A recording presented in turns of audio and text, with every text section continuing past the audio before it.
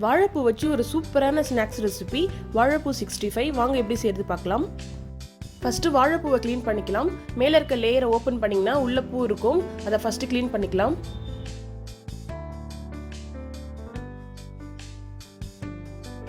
வாழைப்பூவை clean பண்ணுறது ரொம்ப easy. ஃப்ரண்ட்ல இருக்கிறதையும் சென்டரில் இருக்கிறதையும் எடுத்தால் போதும், பூ ரெடி ஆயிரும்.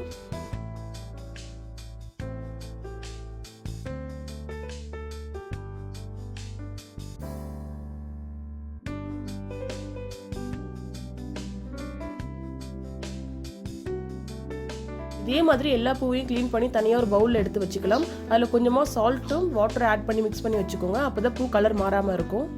நெக்ஸ்ட் ஒரு பவுலில் கடலை மாவு, அரிசி மாவு, cornflour, red chilli powder, garam masala, salt, இஞ்சி பூண்டு பேஸ்ட்டு, வாட்டர் ஆட் பண்ணி மிக்ஸ் பண்ணிக்கோங்க. நெக்ஸ்ட்டு நம்ம ரெடி பண்ணி வச்ச வாழைப்பூ அதில் ஆட் பண்ணி நல்லா மிக்ஸ் பண்ணிக்கலாம். 10 to 15 மினிட்ஸ்க்கு அப்புறம் நம்ம ஃப்ரை பண்ண ஸ்டார்ட் பண்ணலாம். நெக்ஸ்ட் ஒரு கடாயில் எண்ணெய் சூடானதை ஒரு பீஸாக போடுங்க.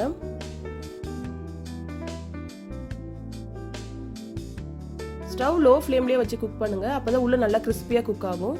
பாருங்க, சூப்பராக ரெடி ஆயிடுச்சு. இந்த டேஸ்டி அண்ட் கிறிஸ்பியான ஸ்நாக்ஸ் ரெசிபியை நீங்களும் உங்கள் வீட்டில் ட்ரை பண்ணி பாருங்க.